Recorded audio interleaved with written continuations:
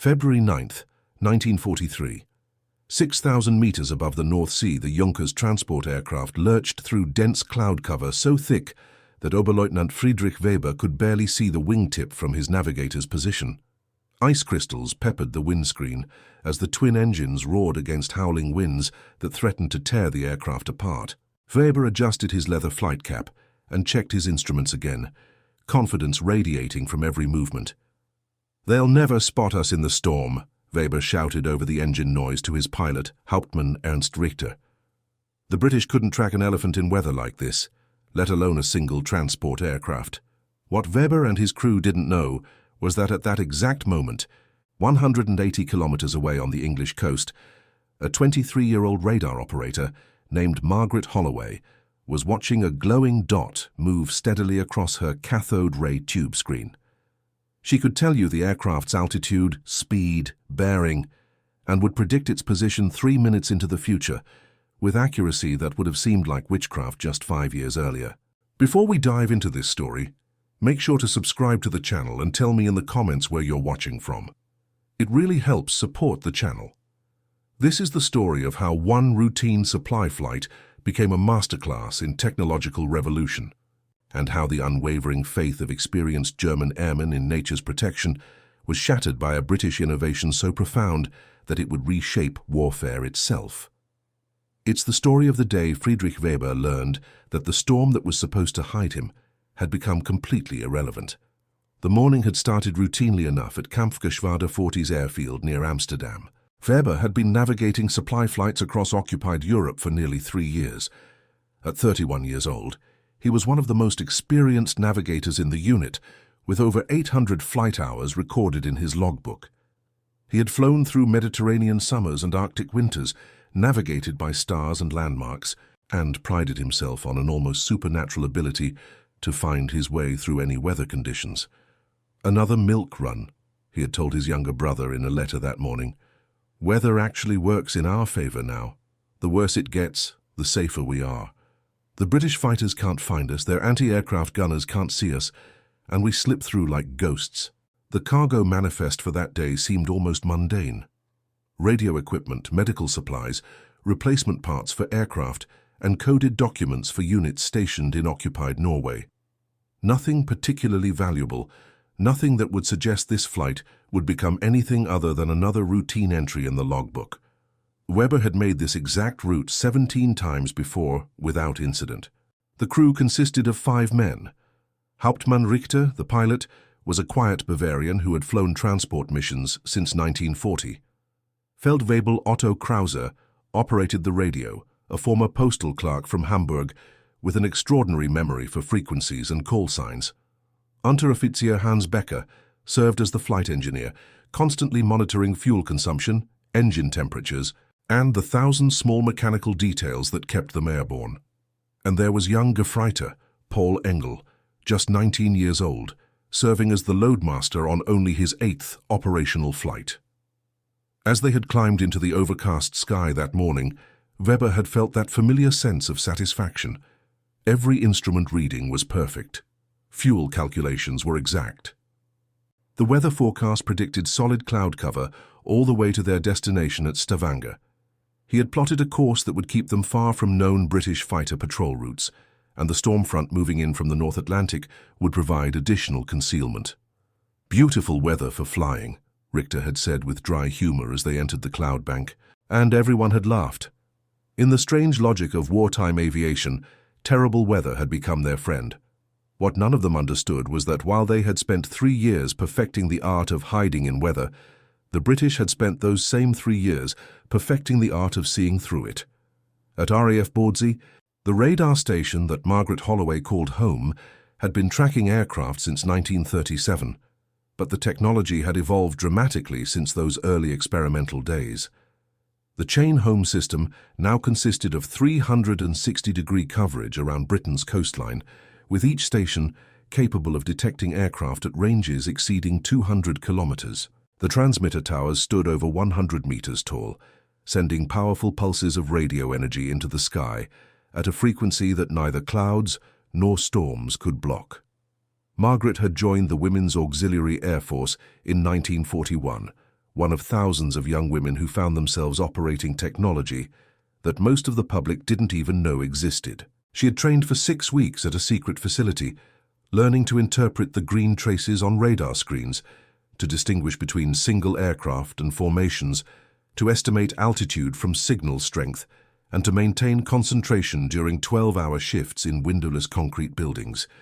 Contact bearing 045, range 180, altitude Angels 20, single aircraft, steady course, Margaret reported into her headset, her voice calm and professional despite the significance of what she was seeing. This was the 3rd consecutive morning that an aircraft had appeared on this exact route at approximately the same time. Patterns meant reconnaissance or supply runs. Patterns meant predictability. Patterns meant opportunity. At the Fighter Operations Center, Squadron Leader James Morrison studied the plotting table, where colored markers represented both the German aircraft and the available British fighters. Morrison was 36 years old, a veteran of the previous war, who had transitioned from flying biplanes to commanding radar-directed interceptions. He had learned through painful experience that successful air defense wasn't about courage or flying skill alone. It was about information, timing, and the cold mathematics of interception geometry. "We have 2 Mosquitoes from 604 Squadron refueling at Coltishall," reported his operations officer, Flight Lieutenant David Chen, whose parents had immigrated from Hong Kong before the war. "They can be airborne in 4 minutes.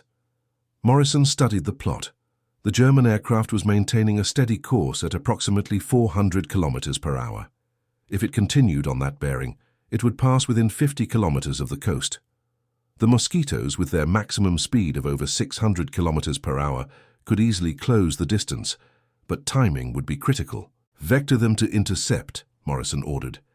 "But I want them to approach from the sun side and maintain radar contact throughout. This isn't about a single transport. We need to understand their route structure." This decision reflected a sophistication in British air defense that the Germans had not yet grasped. The goal wasn't simply to eliminate individual aircraft, but to map the entire enemy transport network, understanding routes, timing, and patterns that would reveal larger strategic intentions. Wing Commander Thomas Fletcher and Flight Lieutenant Robert Hayes lifted their de Havilland Mosquito from the runway at Coltishall. At precisely 9:43 that morning, the Mosquito was one of the war's most remarkable aircraft, constructed primarily of wood, powered by 2 Rolls-Royce Merlin engines, capable of outrunning most fighters while carrying a respectable weapon load. But its most valuable feature for this mission was the compact AI Mark 8 radar unit installed in its nose, allowing the crew to detect and track targets in any weather condition. "Ground control, this is Ranger 23, airborne and climbing," Fletcher reported, his voice crackling through the radio. "Ranger 23, your target bears 060 from your position, range 140, altitude Angels 20, speed 220, came the response from the ground controller, a young man named Philip Winters, who was simultaneously tracking 4 other aircraft across his sector. Fletcher advanced the throttles and felt the Mosquito surge forward. Beside him, Hayes hunched over his radar display, watching for the first contact. They climbed through 8,000 meters into solid overcast, the kind of weather that would have made interception impossible just 5 years earlier. Now it was merely routine. Aboard the Junkers, Weber was reviewing his navigation calculations, completely satisfied with their progress. They had been airborne for 1 hour and 17 minutes. Fuel consumption was exactly as planned. They would reach the Norwegian coast in another 48 minutes, well ahead of schedule. "Storm's getting worse," Richter observed as the aircraft shuddered through another patch of turbulence. "Perfect." Engel, the young loadmaster, moved through the cargo bay, checking that the tie-down straps remained secure. This was the part of flying he found most unnerving, the constant shaking, the groaning of the airframe, the sense that the aircraft might simply come apart around them. But Weber had told him that turbulence was their ally, that it kept British fighters grounded and made their transport invisible. "How much longer?" Engel asked through the intercom, trying to keep the nervousness out of his voice. "Less than an hour to the coast," Weber replied cheerfully. "Then we follow the fjords inland. You'll see some beautiful country boy mountains and water like you've never imagined, assuming we can see anything through this soup." At that moment, Weber's confidence represented not stupidity, but rational calculation based on 3 years of experience. Hundreds of similar flights had successfully crossed this route. The British had shown no ability to intercept aircraft in these conditions. Every indicator suggested this flight would be as routine as all the others. He had no way of knowing that his aircraft was now marked on 17 different plotting tables across eastern England, that 3 separate radar stations were tracking his progress, that a detailed interception vector was being calculated every 30 seconds, and that 2 fighters were closing on his position at a combined speed of over 1,000 kilometers per hour. "Contact," Hayes announced aboard the Mosquito, his eyes fixed on the glowing trace on his radar screen. "Bearing 058, range 22,000 meters slightly below us." Fletcher eased the control column forward, beginning a gentle descent that would bring them to the target's altitude while maintaining their speed advantage. The Mosquito's engines purred smoothly, burning fuel at a rate of over 400 liters per hour, but delivering the power needed to close the distance. 18,000 meters, Hayes called out. "He's not maneuvering, doesn't seem aware of us." This was the psychological advantage that radar provided, the ability to see without being seen, to stalk prey that didn't know it was being hunted. Every kilometer closer meant greater certainty of success. 15,000 meters, steady bearing. "We're in perfect position." Fletcher's hands were relaxed on the controls. There was no rush, no desperation. The mathematics were entirely in their favor. The German crew thought they were invisible. That fundamental misunderstanding would prove fatal to their mission. 10,000 meters, Hayes continued his narration. "I can start to resolve the target size. Definitely a transport, probably Junkers or similar. Single contact, no escort." Morrison, listening to the radio transmission at the operations center, smiled slightly. The Germans had grown complacent, assuming that their traditional tactics still worked. They hadn't adapted to the new technological reality. That failure to evolve would cost them not just this one aircraft, but gradually their entire ability to move supplies safely. 5,000 meters, Hayes reported. "He's still on exactly the same heading. It's like shooting fish in a barrel." Aboard the Junkers, Krauss was monitoring the radio frequencies, listening to the routine chatter of German ground stations, weather reports and navigation beacons. Everything sounded normal. The familiar rhythms of operational communication gave him comfort. There were no emergency broadcasts, no warnings of British fighter activity in their sector. Becker, the flight engineer, was more concerned with a slight temperature increase in the port engine. Nothing dangerous yet, but something to watch. He made a note in his log and adjusted the fuel mixture slightly, bringing the temperature back to normal range. These were the small problems that occupied his attention, mechanical issues, not tactical threats. Weber was composing another mental paragraph for his letter to his brother, describing the peculiar beauty of storm flying, the way the clouds would occasionally break to reveal the steel-grey sea below, the sense of being suspended between heaven and earth. He had always been the poetic one in the family. 2,000 meters, Hayes said quietly. "I'm going to recommend we close to visual range before engaging. We need to confirm aircraft type for intelligence purposes." Fletcher nodded and continued his careful approach. The 2 aircraft were now flying through the same storm system, separated by less than 2 kilometers. Yet the German crew remained completely unaware of their presence. At 1,000 meters separation, Fletcher could finally see the dark shape of the Junkers through the swirling clouds. It was maintaining steady altitude and course, no defensive maneuvering, no indication of alertness. "Confirmed Junkers, Ju 52, Fletcher reported. "Single transport, Norwegian coast route exactly as predicted, requesting instructions." Morrison faced a decision. They could destroy the aircraft, but that would alert the Germans that this route was compromised. The supply run would simply move to a different route or time. Alternatively, they could continue monitoring, mapping out the complete network before acting. "Ranger 23, maintain contact but do not engage," Morrison ordered. "We want to see where he goes and who he talks to. This is an intelligence mission now." Fletcher throttled back slightly, allowing the Junkers to pull ahead while maintaining radar contact. This was the ultimate expression of air superiority, not just the ability to destroy enemy aircraft, but the confidence to let them live in order to gain greater strategic advantage. For the next 37 minutes, the Mosquito shadowed the German transport. Weber continued his navigation. Richter held their course steady, and the entire crew remained blissfully ignorant that they had been tracked, stalked, identified, and then deliberately spared, all while flying through weather conditions they had believed made them invisible. As the Norwegian coast appeared through breaks in the clouds, Fletcher finally broke off contact and turned back toward England. The Junkers continued inland, following a route that was now recorded in detail at British intelligence headquarters. "Mission complete," Fletcher reported. "Target followed expected route to the coast, then turned north-northeast following the fjord system. We marked every navigation point." When Weber landed at Stavanger, he was in excellent spirits. Another successful flight, another triumph of experience and skill over British defences.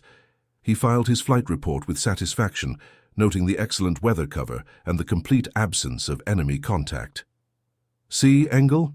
he said to the young loadmaster as they walked away from the aircraft. "Weather is the best defence we have. The British can't touch us when we fly in conditions like this." Engel nodded, though he couldn't quite shake a strange feeling that had settled over him during the flight, an inexplicable sense of being watched. But he dismissed it as nerves and inexperience. How could anyone have been watching them through that storm? What Weber didn't know, what none of them knew, was that their flight had just been classified as contact reference number 743 in the British Air Intelligence database. Every aspect of their route was now mapped. Their departure time, cruising altitude, speed, and destination were recorded. The British knew when they flew, where they flew, and could predict their movements with extraordinary accuracy. Over the following 3 weeks, 11 more flights followed similar routes. Each one was tracked by British radar. Each one was shadowed by fighters that remained undetected. Each one was catalogued and analysed. The British were building a comprehensive picture of German transport operations, understanding not just individual flights, but the entire logistical system. Then, on March 4th, the pattern changed. British intelligence detected unusual radio traffic, suggesting a high-value cargo was being moved along Weber's route. This time, Morrison gave different orders. Weber was assigned to the flight, another routine supply run as far as he knew, but this time, the cargo manifest included technical documents related to new aircraft designs, encrypted material for intelligence officers in Norway, and a German general staff officer who was being transferred to a new posting. "Same route, same weather, same safety," Weber assured his passenger, a rather nervous Oberst who clearly preferred land travel. "We do this flight 3 or 4 times a week. The British haven't troubled us once." They departed at their usual time, climbed into the usual weather, and flew along their usual route. Everything was exactly as it had been on dozens of previous flights. Except this time, 4 Mosquitoes were waiting at carefully calculated interception points. This time, the orders were not to observe, but to engage. Weber was checking his navigation calculations when Becker suddenly shouted through the intercom, "Aircraft, 2 o'clock high." Before anyone could react, the Mosquitoes swept past in perfect formation, so close that their silhouettes were briefly visible through the clouds. Richter instinctively threw the Junkers into a steep banking turn, but the transport aircraft was hopelessly outmatched in both speed and maneuverability. "Where did they come from?" Weber shouted, his voice no longer confident but shocked. "How did they find us in this weather?" The answer was streaming across radar screens at multiple British stations. The Junkers was now attempting evasive maneuvers, but every turn was predicted. Every altitude change tracked, every attempted escape route cut off by fighters that could see through the storm as clearly as if it were a sunny day. Fletcher positioned his Mosquito off the Junker's wing, close enough that Weber could see him clearly through the window. The British pilot pointed downward, then toward England, the universal signal for surrender and diversion. Richter, understanding that they were completely outmaneuvered, had no choice but to comply. "All stations, this is Ranger 2-3, Fletcher reported. "Target has surrendered and is being escorted to our designated field. Mission successful." The Junkers landed at a British airfield under fighter escort, its crew stunned and confused. As Weber climbed out of the aircraft, his mind was racing through every aspect of the flight, trying to understand what had gone wrong. The weather had been perfect. They had maintained radio silence. They had followed all their standard procedures. A British intelligence officer approached, speaking fluent German. "Welcome to England, gentlemen. Please come with me." During the interrogation that followed, Weber couldn't stop asking the question, "How did you find us? How did you know where we would be?" The interrogator smiled slightly. "You've been asking the wrong question, Oberleutnant. It's not how we found you today. It's how we've been tracking every single flight you've made for the past 3 months. Every route, every altitude, every timing pattern. We've known it all." Weber's face went pale. The implications were staggering. If the British could track aircraft through any weather, then the entire German transport system was vulnerable. Every supply flight, every troop movement, every aircraft that had relied on weather for protection was actually visible to British defences. The technology was explained to him in general terms. Radio waves that could see through clouds and storms, detection equipment that made visual observation irrelevant, ground control systems that could vector fighters to precise intercept points regardless of visibility. It was a revolution in warfare that the Germans had not yet fully grasped. "But we're still developing countermeasures," Weber protested weakly, still trying to process this new reality. "You're 3 years behind," the interrogator replied quietly. "By the time you catch up, we'll be 3 years further ahead." This wasn't arrogance but simple fact. The British radar network represented thousands of hours of research, billions of pounds in investment, and a fundamental rethinking of air defence. The German belief that weather provided safety had become dangerously obsolete. The General Staff Officer who had been on the flight was particularly important to British intelligence.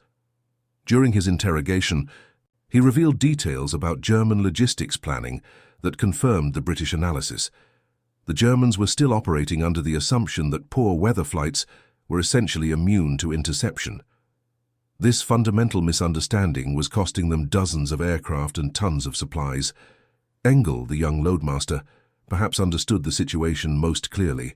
During his interrogation, he asked simply, "How long have you been able to do this?" "Since before the war started," the interrogator admitted. "We've just gotten better at it." Engel shook his head in wonder. "Then why did we ever think we were safe?" It was an excellent question. The answer involved institutional inertia, incomplete intelligence, and the human tendency to believe that what has worked before will continue working. The German High Command had reports of British radar capabilities, but had failed to fully appreciate their implications. Pilots like Weber had experienced successful flights and concluded that their tactics were sound, not realizing that they had simply been lucky, or that the British were deliberately avoiding interception to preserve their intelligence advantage. The captured Junkers was thoroughly examined by British technical intelligence. Every aspect of its navigation equipment, radio systems, and operational documents was analysed. The information gained helped refine British understanding of German transport operations and contributed to planning for future interception missions. Weber and his crew spent the remainder of the war in a prisoner camp in Canada, far from the fighting. In letters to his family after the war, Weber described the experience as both humiliating and educational. He had thought himself an expert in aerial navigation, a master of his craft. The realization that he had been completely visible to British defences during what he thought were his most cleverly concealed flights was profoundly disturbing. But he also came to appreciate the broader significance. The war wasn't just being won by courage or traditional military skill. It was being won by scientific innovation, industrial capacity, and the ability to develop and deploy new technologies faster than the enemy could respond.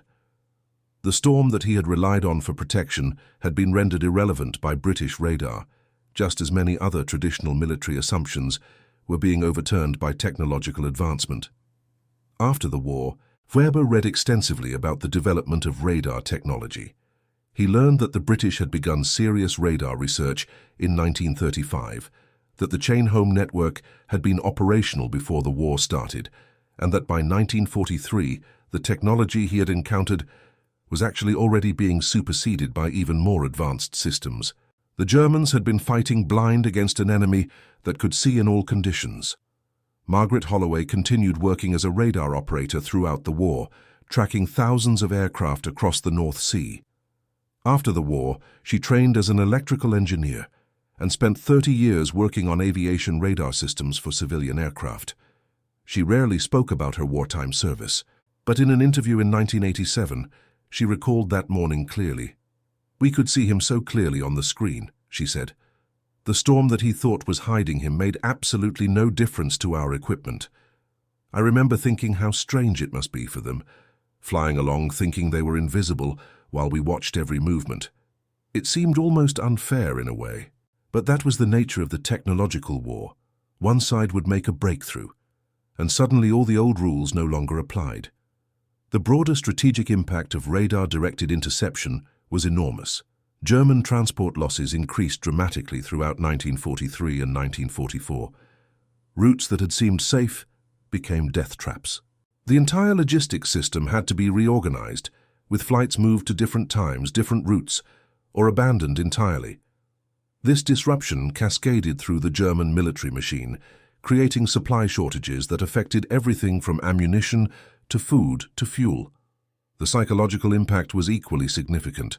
German aircrews who had felt safe flying in poor weather now understood they were vulnerable at all times. This knowledge affected morale, increased stress, and led to more conservative tactics that further reduced operational effectiveness. Squadron leader Morrison was promoted to group captain by the end of the war. His skill at coordinating radar-directed interceptions recognized as a valuable contribution to the air defense of Britain. In his memoirs, published in 1962, he devoted an entire chapter to the evolution of fighter control tactics, emphasizing how radar had transformed air warfare from a contest of individual skill to a systematic, scientifically managed operation. The days when fighter pilots relied on seeing the enemy with their own eyes were already ending by 1940, he wrote. By 1943, we could track, intercept, and engage enemy aircraft in conditions that would have made combat impossible just a few years earlier. The technology didn't make pilots obsolete, but it fundamentally changed what was possible. Fletcher and Hayes flew together throughout the war, completing over 100 successful missions. Fletcher survived the war and eventually became a test pilot for de Havilland, working on the development of jet aircraft. Hayes was killed in action in 1944 during a night intruder mission over occupied France. In Fletcher's personal papers, donated to the RAF Museum after his death, there's a letter he wrote to Hayes's parents describing their partnership and specifically mentioning the mission where they first shadowed the German transport. "Your son had an extraordinary gift for reading radar returns," Fletcher wrote. "He could tell you not just where an aircraft was, but what it was doing, whether the pilot was experienced or nervous, whether they knew they were being tracked. That morning when we followed the German transport, Robert knew within the first 2 minutes that they had no idea we were there. That knowledge let us stay with them for as long as we needed, gathering the intelligence that would help many other missions succeed." The German officer who had been captured on Weber's flight was eventually repatriated after the war. He wrote a report for the nascent West German military analyzing the lessons of British radar superiority. His conclusion was stark. "We lost the technological race before the war even started, and we never caught up. Every tactical innovation we made was neutralized by an enemy who could see us regardless of weather or darkness. The lesson for future military planning is clear. Technological superiority in key areas can overcome advantages in courage, training, or numbers." And that concludes our story. If you made it this far, please share your thoughts in the comments. What part of this historical account surprised you most? Don't forget to subscribe for more untold stories from World War II, and check out the video on screen for another incredible tale from history. Until next time.